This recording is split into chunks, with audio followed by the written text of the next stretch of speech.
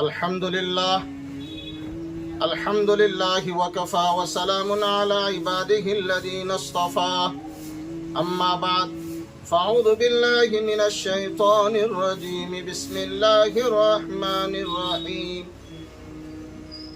وأنتم الأعلون إن كنتم مؤمنين وقال النبي صلى الله تعالى عليه وسلم من تشبه بقوم فهو منهم أو كما قال عليه الصلاة والسلام صدق الله العظيم۔ میرے نوجوانوں، میرے مسلم بھائیوں اور بہنوں، اللہ رب العزت نے اپنے کلام مجید میں، اپنے فرقان حمید میں اس بات کا ارشاد فرما رہا ہے وَأَنْتُمُ الْأَعْلَوْنَ إِن كُنتُم مُؤْمِنِينَ، تم ہی سربلند رہو گے بشرطے کہ تم مومن ہو۔ اس آیت سے پتہ چلا کہ مومن بننا بڑی بات ہے، مسلمان بننا بڑی بات ہے، فرما بردار بننا یہ سب سے بڑی بات ہے۔ اور ایک میں نے حدیث رسول پیش کی جس میں اللہ کے نبی صلی اللہ علیہ وسلم فرماتے ہیں من تشبہ بقوم فہو منہم، جو کوئی کسی قوم کی مشابہت اختیار کرے گا کل قیامت کے دن اس کو انہی میں سے اٹھایا جائے گا۔ میرے دینی بھائیوں، میرے پیارے نوجوانوں، 2024 کا سال ختم ہونا قریب ہے، 2025 کا سال رواں شروع ہونے کے قریب ہے۔ 31 دسمبر کو اس کی رات میں خصوصاً ہمارے نوجوان بھائی کلچر ڈے کے نام سے، برتھ ڈے کے نام سے، والٹن ڈے کے نام سے، ہیپی نیو ایئر کے نام سے ڈے بنائے جاتے ہیں۔ میرے نوجوانوں، یہ جتنے بھی ڈے آ رہے ہیں یہ سب کچھ آپ کو آپ کے مقصد سے ہٹانا چاہتے ہیں۔ یہ 2024 کا سال رواں ہو یا 2025 کا سال رواں ہو، یہ سب کے سب انگریزی سال ہے۔ ہم نوجوانوں کو انگریزی سال معلوم ہے، انگریزی مہینے معلوم ہیں اور ان کے دن اور رات معلوم ہے، لیکن اگر نہیں معلوم ہے تو میرے نوجوانوں ہمیں اسلامی سال نہیں معلوم ہے، ہمیں اسلامی مہینے نہیں معلوم ہے، ہمیں اسلامی دن نہیں معلوم ہے۔ مجھے بڑے افسوس کے ساتھ یہ بات کہنا پڑتا ہے کہ ہم نوجوانوں کو خصوصاً اس بات کی طرف راغب ہونے کی ضرورت ہے، اس بات کی طرف آنے کی ضرورت ہے کہ نہیں، میں ایک اللہ کا بندہ ہونے کے ناطے، میں ایک نبی کا امتی ہونے کے ناطے مجھے اسلامی مہلے یاد رکھنا ہے، مجھے اسلامی سال یاد رکھنے ہیں، مجھے اسلامی دن یاد رکھنے ہیں۔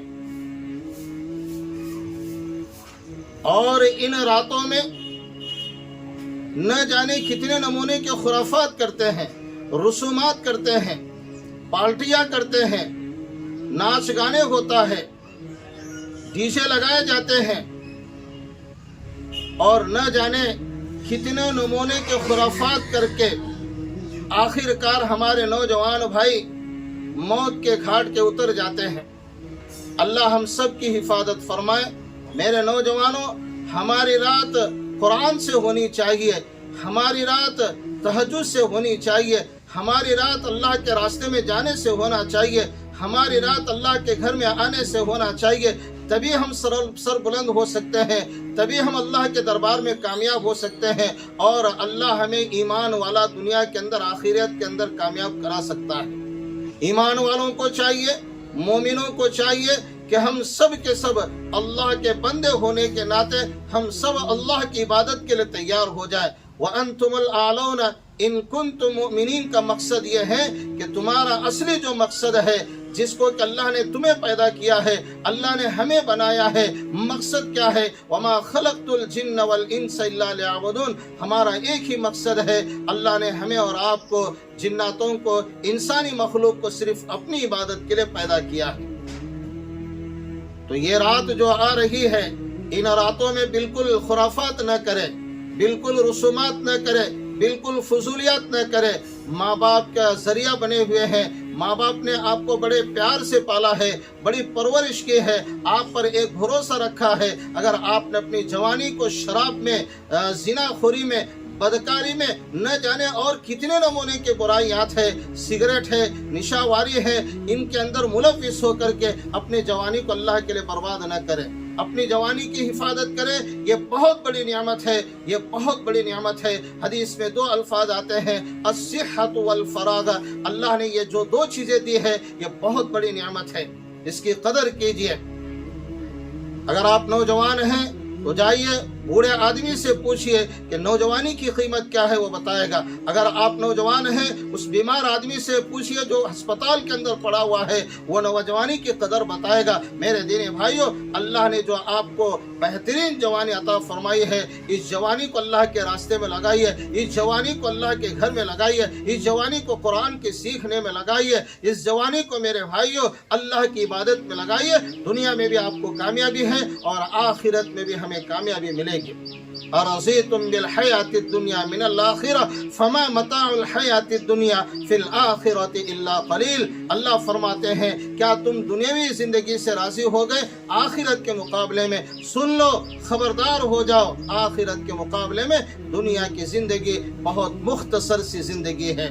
میں آپ تمام بھائیوں سے، نوجوانوں سے خصوصاً کہنا چاہتا ہوں کہ آپ اپنی جوانی کی حفاظت کریں، اپنی صحت کی حفاظت کریں، ماں باپ کی خدمت کریں، بڑوں کا احترام کریں، اللہ کے گھر میں آنے کا، اللہ کے گھر میں آ کر کے اللہ سے لو لگانے کا، اللہ سے تعلق قائم کرنے کا میرے بھائیوں ایک پیغام لے کر اٹھیے اور ایک نصیحت لے کر اٹھیے۔ انشاءاللہ ہم ان باتوں پر عمل کریں گے اور دنیا کے لیے بھی، آخرت کے لیے انشاءاللہ ایک نمونہ بن کر کے ہم اس دنیا سے رخصت ہوں گے۔ اللہ مجھے اور آپ کو کہنے سننے زیادہ عمل صالح کرنے کی توفیق عطا فرمائے، نیک عمل کی توفیق مرحمت فرمائے۔ آمین۔ وآخر دعوانا الحمدللہ رب العالمین۔